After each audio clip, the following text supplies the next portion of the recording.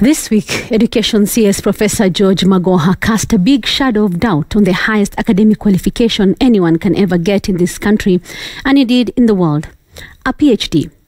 The man who is the chief custodian of the integrity of all our academic qualifications said in broad daylight that he could not tell if all the PhDs or any other university degrees in Kenya were genuine. Now, Professor Magoha is not just any other Kenyan on the streets. He's a notable scholar with a long career in the academic field. He studied at the highly respected Starehe Boys Center. He has presided over the National Examinations Body (NEC) as chairperson. He's also been vice-chancellor of the country's oldest public university, the University of Nairobi.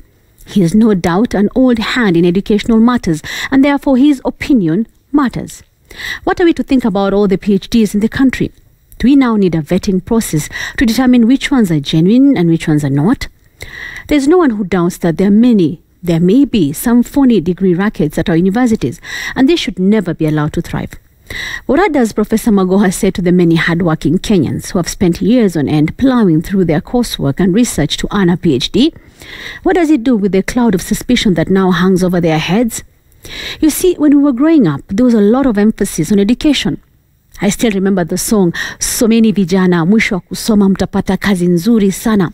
The belief back then was that education was the key to ultimate success, and without it, one's future was doomed.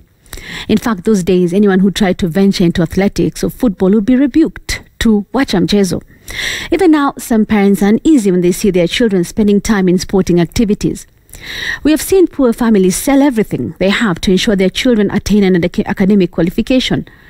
I'm picturing what happens during graduation days in the various universities. A whole village shows up to celebrate.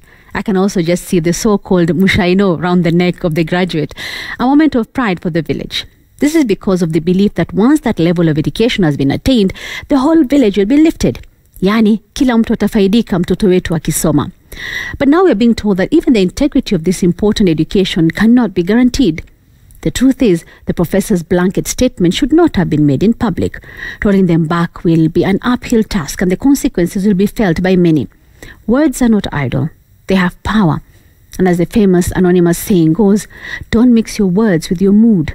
You can change your mood, but you can't take back your words. That's my memo.